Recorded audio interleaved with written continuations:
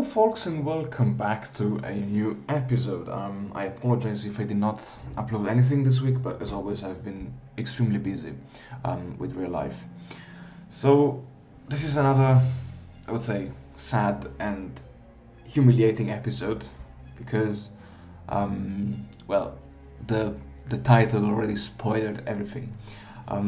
So, as 1940 dawned, my priorities were to capitulate Poland, and at this point I really don't know what happened, but as soon as I retreated my troops to more defendable positions to allow the AI to basically abandon its fortified places and maybe trap it again, I did not take into account that Poland was still fighting a war with the Soviet Union, and all of a sudden, I don't know how, Poland just capitulated. I think this was a pre-scripted event because neither the Germans nor the Soviet troops actually occupied Warsaw. So I think it was just a prescripted thing that Poland had to capitulate sooner or later. And as in this campaign, my goal was to make Germany a great naval power again. I think this was for the first time in all of my campaigns with Germany. I decided to plan and eventually launch Operation Sea Lion, Operation Weserübung, I think it's called, Exercise Weser. And to launch Operation Weser, I did train 6 Marine infantry divisions consisting of I think there were 9 Marine battalions and 2 pack artillery, so just the minimum to get an unoffensive punch. And so here I don't know what happened, but as soon as I triggered the Molotov-Ribbentrop event,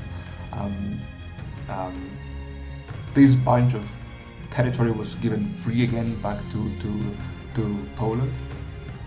And concerning Operation Weser, I also decided to, well, let's say, liberate Denmark now at this point. And I decided to use von Kleist Panzer groups to make sure that Denmark would have been liberated in the shortest time possible.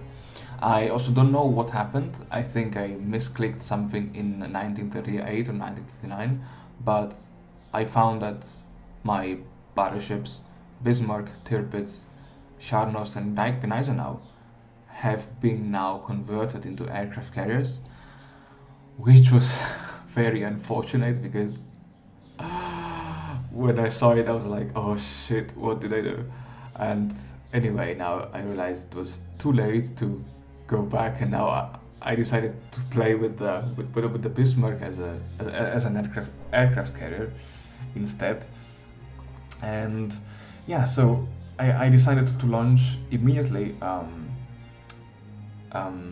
patrol missions in the Skagerrak, in the Norwegian coast sector, as well as on the eastern part of the North Sea. Yeah, the eastern North Sea, exactly.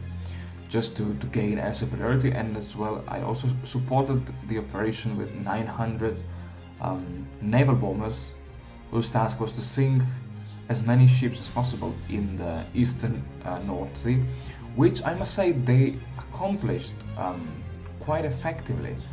I was not expecting that, but maybe it was just a matter of overwhelming numbers, but throughout the course of 1940, many submarines, destroyers and light cruisers belonging to both the Royal Navy and the French Marine Nationale, the National Navy, were sent to the bottom of the oceans, let's say. And then quite late compared to the historical events, I launched Operation Weser. The liberation of Denmark went quite well, I would say. I was really pretty satisfied with that.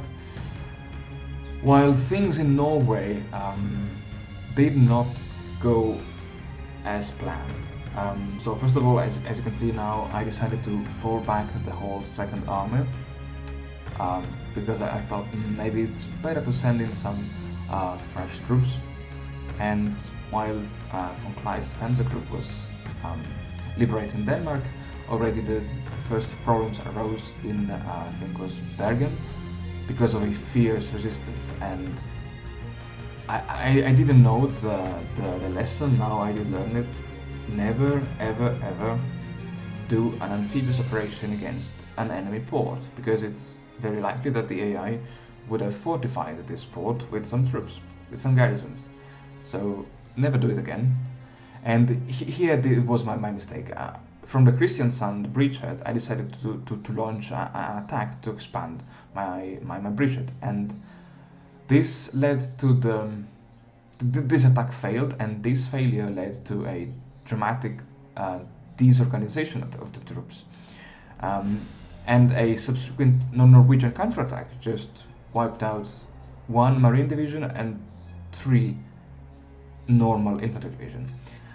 To balance it, let's say, came the successes at Narvik as well as at Bergen, and as such I decided to quickly reinforce the Narvik and Bergen bridgeheads by sending I don't know, I think 10 or even 12 infantry divisions. The landings at Trondheim just failed, and I mean they kept going on for quite a while, but then they just failed because the Norwegian resistance proved to be too strong. Still, the foothold in Narvik and Bergen were, I would say, sufficient to establish some footholds here in Norway, and the arrival of the Second Army divisions helped in expanding slowly the bridgehead and securing the liberated territory, let's say. Yeah, and yeah, so that's it for this episode. I decided to split the 1940 campaign into 2 because I wanted to show you that I really need to get more experience with naval operations and stuff like that, and I think I would really maybe play a campaign with Japan later to just understand the basics of naval warfare in the Total War mode. As always, thank you very much for watching, guys. Hope to see you soon, because I already recorded the second part of 1940, but I still don't know when I will upload it. Take care and bye bye.